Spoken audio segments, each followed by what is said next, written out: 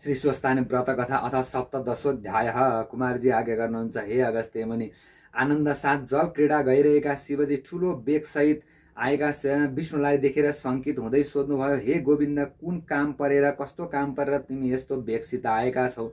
श्री विष्णु भन्नुहुन्छ, हे ईश्वर, तपाईँ यता आएपछि जालन्धर तपाईँको रूप लिएर पार्वतीलाई छल्न गएछ, तर उहाँलाई देख्नासाथ मूर्छा परेछ।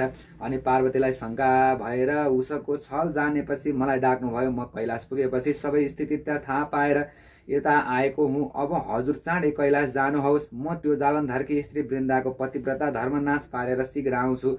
विष्णुको त्यस्तो वचन सुनेर राजा हंसको रूप छाडी क्रोधले राता आँखा पाएर शिवजी जानुहुन्छ। हे विष्णु, त्यसो भए म कैलाश जान्छु, तिमी झट्ट वृन्दाको सत्य डगाएर आऊ, पापिष्ट जालन्धरलाई नमारी छाड्ने छैन। यति भनी विष्णुलाई उता पठाएर आफू कैलाशतिर पाल्नुभयो। शिवजी आउनु भएको थाहा पाएर पार्वतीले पाउ धोई दण्डवत गरी जालन्धर आएको सारा कथा सुनाइन्।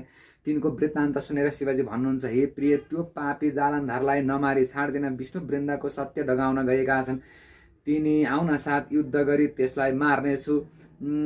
उता जालन्धर रूप लिएका विष्णु आएको देखि वृन्दाले पाउ धोई भित्र लगेर बसालेपछि सोधी, हे नाथ, हजुर कैलाशमा जानुभयो, पार्वती कस्ती राम्री रहेछन् देख्नुभयो त? वृन्दाको प्रश्न सुनि विष्णु भन्दछन्, हे सती, पार्वतीलाई छल्नु असम्भव रहेछ। म त भयङ्कर मूर्ति भएका द्वारपाललाई देखेर नै डराई फर्केर आएँ। विष्णुका त्यस्तो कुरा सुनि वृन्दाले, ती जालन्धर होइनन्, विष्णु मलाई छल्न आएछन् भन्ने ध्यान दृष्टिले जानेर युक्तिपूर्वक हाउभाउ गरेर विष्णुलाई आफ्नो बसमा पारी 3 बाचा गराएर म फर्केर नआएसम्म त्यहीँ बसिरहनु होला भनी ढोका थुनेर आफू अर्कै घरमा गएर बसिन्।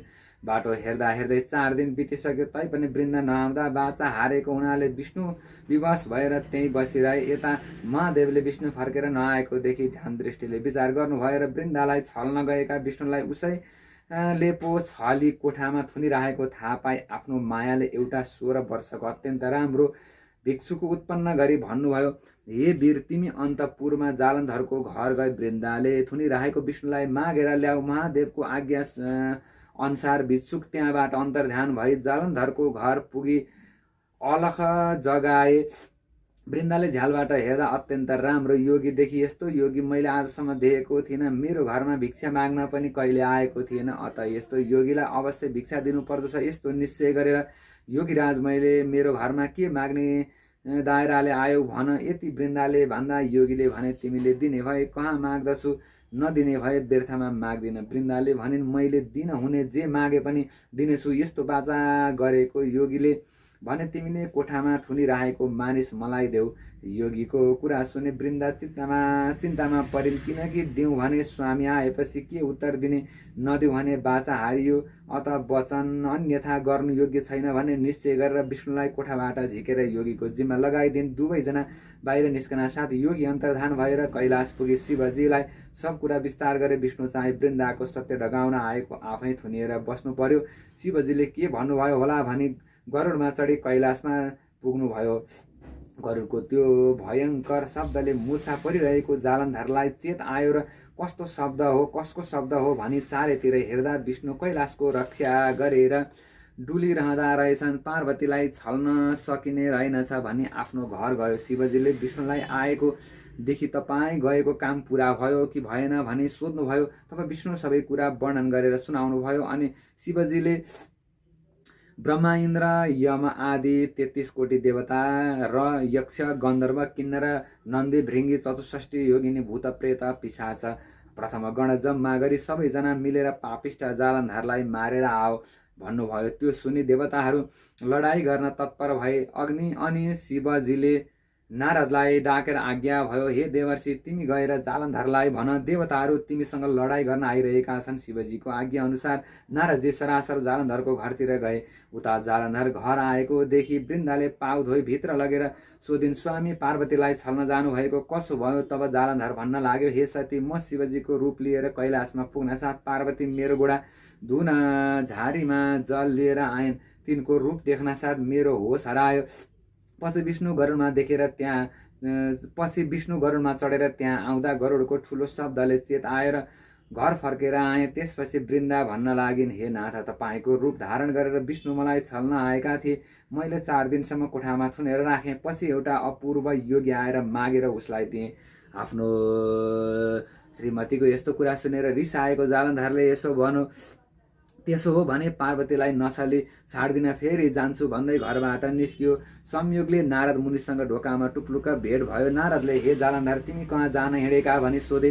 जालन्धरले, कहीँ होइन, भिक्षा माग्न हिँडेको भनेपछि नारद मुनि फेरि भन्दछन्, हे जालन्धर, मिथ्या किन बोल्दछौ? तिमी जान लागेको ठाउँ मैले थाहा पाइसकेको छु। तिमी पार्वतीलाई सपनामा पनि छल्न सक्दैनौ। प्रयत्न गर्नु व्यर्थ छ। फेरि ब्रह्मा विष्णु आदि सम्पूर्ण देवता तिमीसँग लडाइँ गर्न आइरहेका छन्। शिवजीको आज्ञाले म समाचार दिन आएको हुँ। अन्त जानतिर मन नलगाएर आफ्नो सङ्ग्रामको तयारी गर, युद्धको तयारी गर। यति भनेर नारदजी फर्किएर जालन्धर पनि घरभित्र गएर नारदसँग भएको कुरा वृन्दालाई सुनाएर आफ्ना सेना लिई लडाइँ गर्न भनी कैलाशतर्फ हिँड्यो।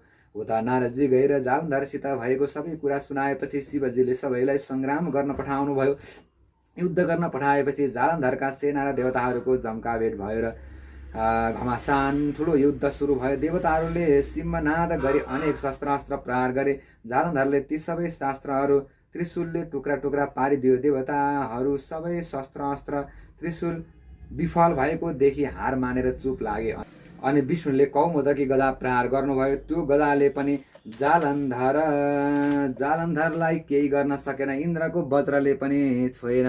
अनि विष्णु भगवान गएर सङ्ग्रामको स्थिति शिवजीलाई सुनाई। हामीले जालन्धरलाई मार्न सकेनौँ, अब त्यसलाई हजुरले नै मार्नु पर्दछ भनी बिन्ती गरे। अनि शिवजी आज्ञा गर्नुहुन्छ, हे विष्णु, जालन्धरको स्त्री वृन्दा पतिव्रता छ। त्यसको धर्म नष्ट नपारी जालन्धरलाई मार्न सकिँदैन। त्यसर्थ तिमी फेरि गएर जालन्धरको रूप लिई आफ्नो मायाले छोपी वृन्दाको धर्म लगाएर आऊ, अनि म गएर जालन्धरलाई मार्नेछु। शिवजीको आज्ञा पाएर जालन्धरको रूप लिई वृन्दाको सत्य लगाउन विष्णु अन्तरपुरमा जानुभयो।